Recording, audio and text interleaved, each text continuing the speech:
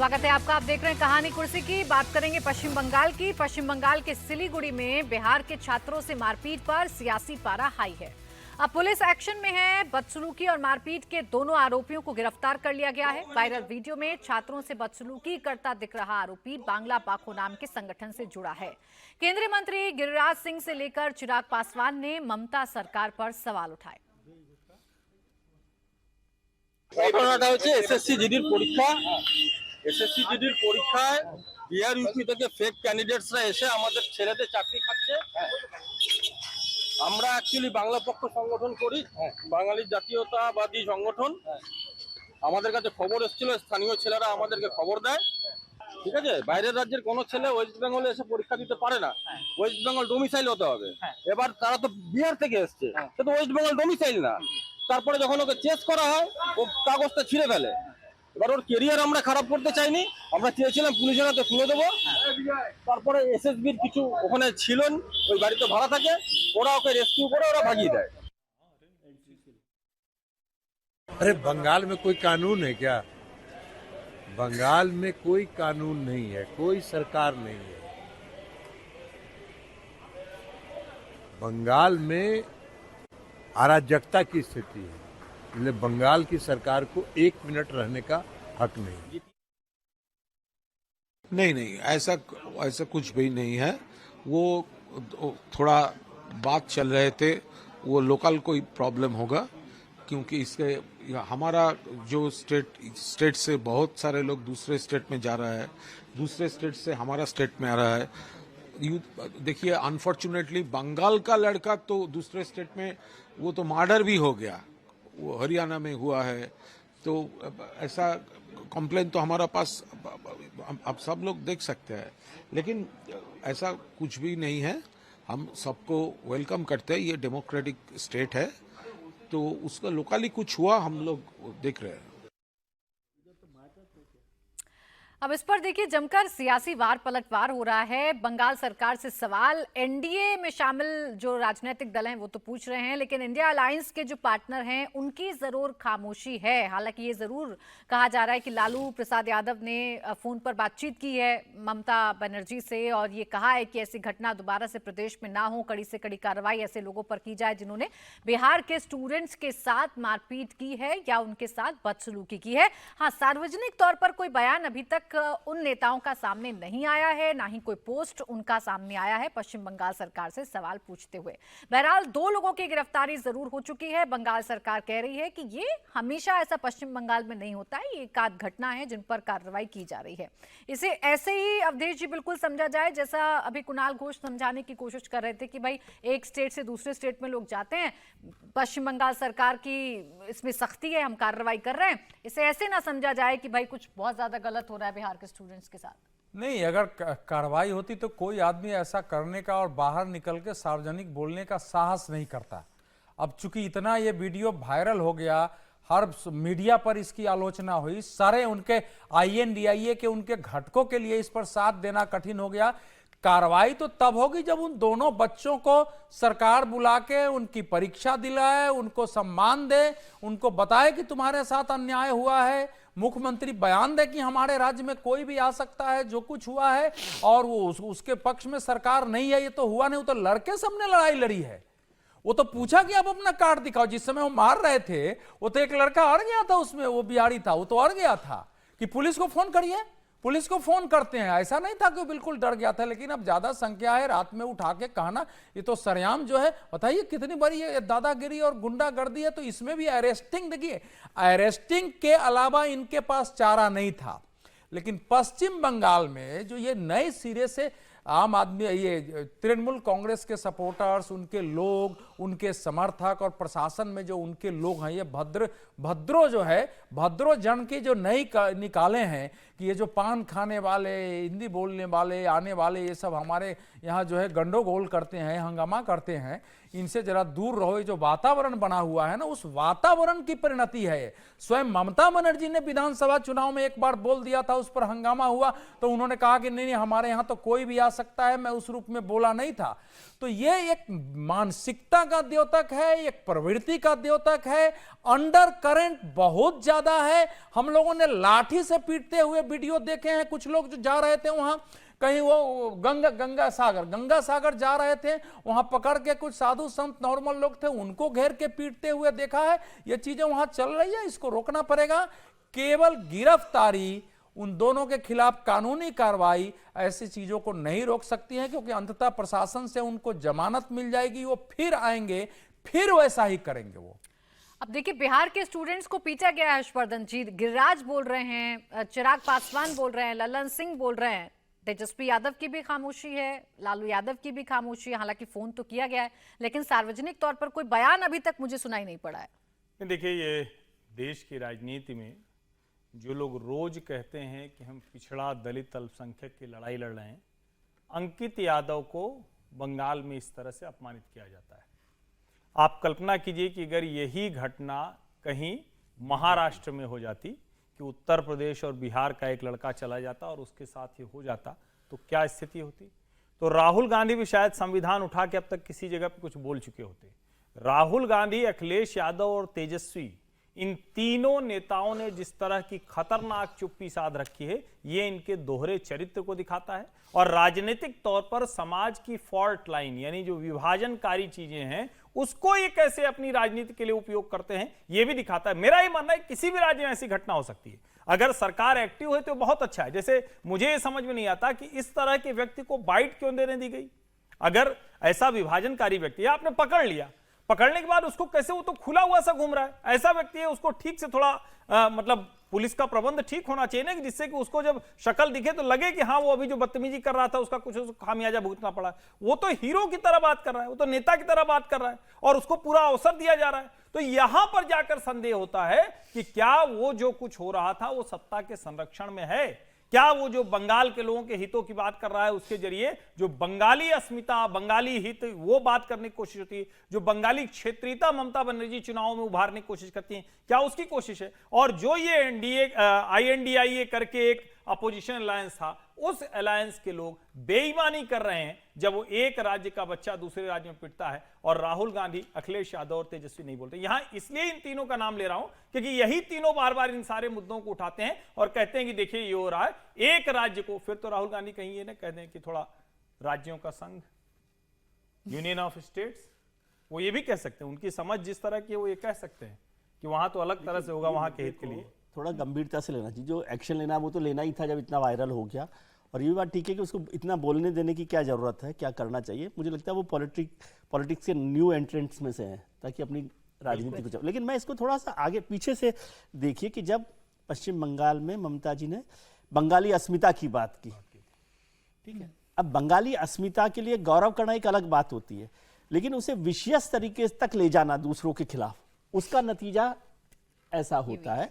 उस समय आपको याद हो कि माननीय मुख्यमंत्री जी ने कुछ नेताओं के गुजरात से और बाहर से आने पर भी कमेंट किया था कि बाहरी लोग आ गए। अब हिंदुस्तान में तो बहिर्गत, हाँ, तो हिंदुस्तान में सब लोग बाहरी हो गए। फिर ये अलग बात है कि उन्होंने गुजरात से कैंडिडेट बुलाकर अपना सांसद बनाया यूसुफ पठान को, है ना। तो इस पर सरकार को देखना चाहिए। और सरकार में ममता बनर्जी ना भी बोले तो अभिषेक जी है या कोई सरकार का मंत्री है, होम मिनिस्टर है, कोई उस पर रेस्पॉन्ड करता है कि भाई ऐसा बर्दाश्त नहीं किया जाएगा। और राहुल गांधी जी हो, तेजस्वी जी हैं, या और जो भी नेता इंडिया ब्लॉक के, उनको भी इस पर बोलना। ये राजनीति को हमने इतना छोटा बना लिया कि भाई इस पर बोल देंगे तो सारा नुकसान हो जाएगा, ये बड़ी दुविधा। लेकिन ये सारी दुविधा सबके तरफ है। यदि ये अंकुश या अंकित यादव, जो भी बच्चे का नाम है, वो महाराष्ट्र में पिटता तो बीजेपी के नेता नहीं बोल रहे होते, जो राज्य आज सबसे ज्यादा बोल रहे हैं, तब तेजस्वी जी के बयान ये कि यही होते। वो राजनीति का भी एक हिस्सा है, ये भी सच हमको स्वीकार करना चाहिए। तेजस्वी जी और गिरिराज जी में केवल इतना ही फर्क है कि वो वेस्ट बंगाल में था तो गिरिराज जी बोल रहे हैं, महाराष्ट्र में होता तो तेजस्वी जी बोल रहे होते। इसलिए, और मुझे नहीं समझ आता कि कोई वोटर इतनी सी बातों पर ध्यान रखकर वोट दे रहा है आपको। और वेस्ट बंगाल में ममता जी को आकर करना चाहिए, और राहुल जी को जरूर बोलना चाहिए, क्योंकि वो देश भर की बात कर रहे हैं, वो राष्ट्रीय नेता के तौर पर बात करते हैं, तो उनको तो कम से कम आना ही चाहिए। पश्चिम बंगाल की अस्मिता की बात ममता जी करें। लेकिन फिर आप ज्यादा उम्मीद कर रहे हैं। अभी आपने कहा सब नेता जब वो उसके इसलिए कह रहा हूँ कि संदेश खली और आरजी कर पर ठीक से नहीं बोल पाए। प्रियंका जी वहां नहीं जा पाए। अयोध्या कन्नौज पर कुछ नहीं बोले। ये तो राहुल गांधी जी और INDIA के शीर्ष नेतृत्व पर स्वयं ही इतना बड़ा प्रश्न है। लेकिन इस समय जो है रामचंद्र कह गए सिया से ऐसा कलयुग आएगा, हंस चुनेगा दाना दुम का कौआ मोती खाएगा, वो वाली जो गोपी का गाना इतना चरितार्थ हो रहा है राजनीति में, तो इस समय सब चलता है। राहुल, ये तो मैं समझता हूं कि पक्ष और विपक्ष सबके लिए ये भारत की दृष्टि से इस वही घटना बात का है कि महत्व है। भारत की दृष्टि से ये तो हमारे देश की दृष्टि से हम कहीं जा सकते हैं, आ सकते हैं, और हम लोगों के मन में तो कभी ये भाव आ भी नहीं सकता है। और बंगाल और बिहार के संबंध तो लोगों को पता नहीं, वहां जानते हैं कि नहीं। मैं बिहार का हूं तो बंगाल स्टेट ही हमारा कहा जाता था। जो राजेंद्र बाबू इन लोगों के, हमारे पूर्वजों की जो बोर्ड की सर्टिफिकेट है वो कोलकाता बोर्ड के सर्टिफिकेट होते थे। शुरुआती दौर में तो सारी पढ़ाई लिखाई का तो वही ना, हमारे यहाँ कोलकाता बोर्ड होते थे। वो कहां से अंतर आ गया, लोग बसे हैं वहां, वो सारे कुछ है। तो उसमें आज अगर रिफ्ट पड़ रहा है ना, तो ये सत्ता की राजनीति का, ये तृणमूल कांग्रेस की राजनीति का जो नए सिरे से एक शोविनिज्म शुरू हुआ है कि वो जो बंगाली राष्ट्रवाद है, बंगाली विशिष्टता है, वहाँ की संस्कृति विशिष्टता है, और जो हिंदी भाषी और वो है जो भाषा के आधार पर, वो डर इसलिए लगता है कि भाषा के आधार पर पूर्वोत्तर में जिस ढंग से हमले हुए, हत्याएं हुई हैं, उस टाइप की घटनाएं दूसरी जगह ना हो। समीर जी, लेकिन तेजस्वी को तो कम से कम बोलना चाहिए ना। आप मुखरता से बोलते हैं हर मुद्दे पर, राहुल नहीं बोल रहे, आप तो बोलिए, कम से कम बिहारियों की तो बात कर लीजिए एक बार। नहीं, राहुल गांधी को भी बोलना चाहिए। राहुल गांधी भाई विपक्ष के नेता है, राष्ट्रीय स्तर के नेता है, कांग्रेस के बड़े नेता है। उम्मीद करता है कि इस तरीके से अगर प्रांतवाद की राजनीति अगर देश के अंदर शुरू हो रही है, और तेजस्वी को बिल्कुल बोलना चाहिए था, लेकिन वही जो विजय जी कह रहे थे ना कि अगर महाराष्ट्र में होगा तो तेजस्वी बोलेंगे, बिहार में होगा तो गिरिराज जी बोलेंगे। देखिए, मुझे लगता है जो व्यक्ति पूछताछ कर रहा है, मुझे लगता है ये बिहार का राज ठाकरे संस्करण है। जो राज ठाकरे महाराष्ट्र में करते थे कि उत्तर भारतीयों को मार के भगाओ, परीक्षा देने आ रहे हैं यूपी बिहार के लोग, रेलवे की परीक्षा देने आ रहे हैं, कोई बैंक की परीक्षा देने आए तो राज ठाकरे के गुंडे कैसे उनको मार के, महाराष्ट्र नवनिर्माण सेना के गुंडे कैसे उनको मार के भगा देते थे। और बाद में वही राज ठाकरे अब महाराष्ट्र की राजनीति के एक बड़ा चेहरा बनने की ओर जा रहे हैं। तो मुझे लग रहा है ये जो प्रांतवाद की जो लड़ाई है कि भाई एक प्रांत का व्यक्ति दूसरे प्रांत में परीक्षा देने जा रहा है, तो उसे इस तरह से आप प्रताड़ित करो कि आप हमारे प्रांत में क्यों आ रहे हो। मुझे लग रहा है कि ये एक बहुत गंभीर चुनौती है पूरे देश के लिए, और ये तोड़ने की जो विभाजनकारी जो नीति है ये उसी की तरफ है। मुझे लगता है सबको इसका विरोध करना चाहिए, सिर्फ यह देखते हुए नहीं कि इंडिया गठबंधन का हिस्सा है या एनडीए गठबंधन का हिस्सा है। कोई भी इस तरह का करे, इसको सबने मिलकर विरोध करना चाहिए।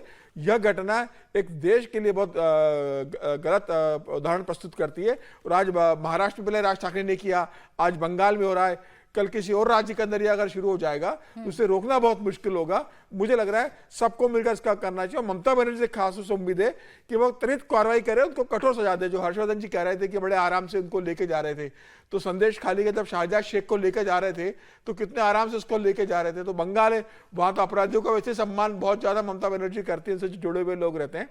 मुझे लग रहा है इस मामले में तेजी से ममता बनर्जी को कार्रवाई करना चाहिए।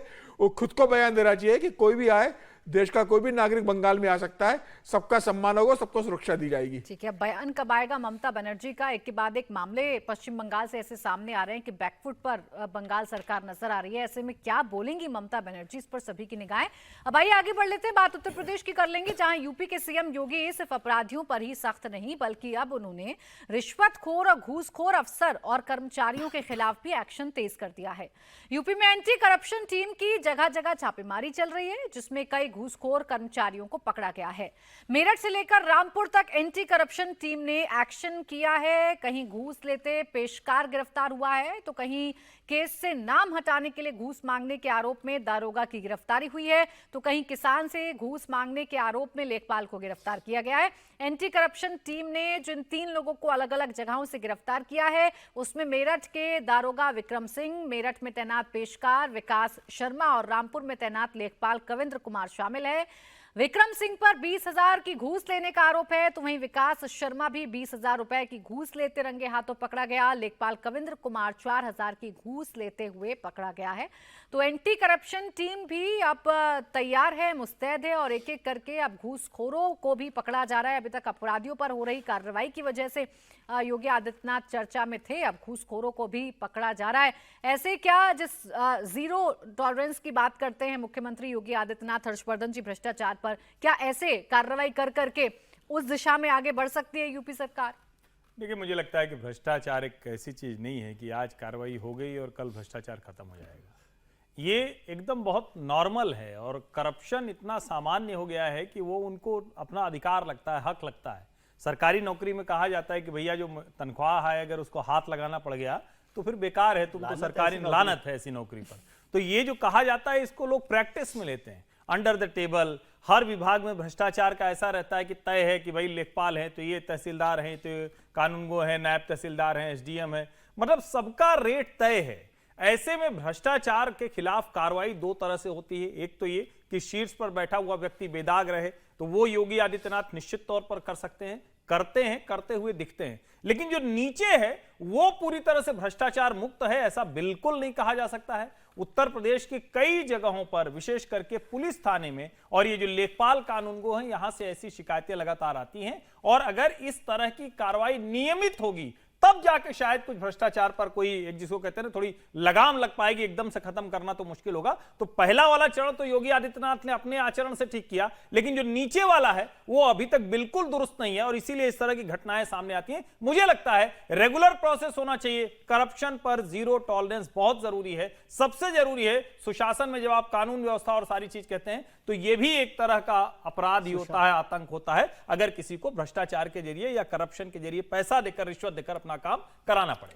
देखिए, वाजपेयी जी ने भ्रष्टाचार पर एक भाषण दिया बड़ा, अटल बिहारी वाजपेयी ने, और उन्होंने कहा कि भ्रष्टाचार की जो गंगा है जो चल रही है उसे सिर्फ गंगोत्री से खत्म किया जा सकता है। गंगोत्री का मतलब टॉप लेवल से। और हिंदुस्तान में ये बड़ा मौका है क्योंकि उत्तर प्रदेश में योगी आदित्यनाथ है जिस पर कोई भ्रष्टाचार के आरोप नहीं लगाता, बेदाग छवि है, और देश में प्रधानमंत्री हैं। अब यदि दो टॉप पर बैठे हुए लोगों के बाद भी यदि हम करप्शन पर बहुत बड़ी कार्रवाई नहीं कर रहे तो ये देश के लिए दुर्भाग्य होगा। ये कार्रवाई का मैं समर्थन कर रहा हूँ कि जो हो रहा है, लेकिन लेखपाल, पेशकार और 20-20 हजार रुपए की रिश्वत वालों से भ्रष्टाचार थोड़ी खत्म हो रहा है। पंचम तल के नीचे से निकलकर पेशकार तक पहुंचिए और पता पड़ेगा कि कितना करप्शन हो रहा है। जो करोड़ों करोड़ रुपए का लेन देन सरकारों में होता है उसकी जानकारी लेनी चाहिए और उनको पकड़ना चाहिए। ये पेशकारों से इमेज मत बनाइए अच्छी, मतलब मैं ये नहीं कह रहा कि इसको नहीं करिए, ये भी करिए, लेकिन जो बड़ी मछलियां हैं कभी कभी उनको भी पकड़ना चाहिए। छोटी मछलियां पकड़कर शिकारी बनने का कोई फायदा नहीं होने वाला है। अब देखिए, भ्रष्टाचार पर कार्रवाई शुरू तो हुई है, लेकिन ये कहां तक जाएगी कार्रवाई, ये देखना अब दिलचस्प हो जाएगा।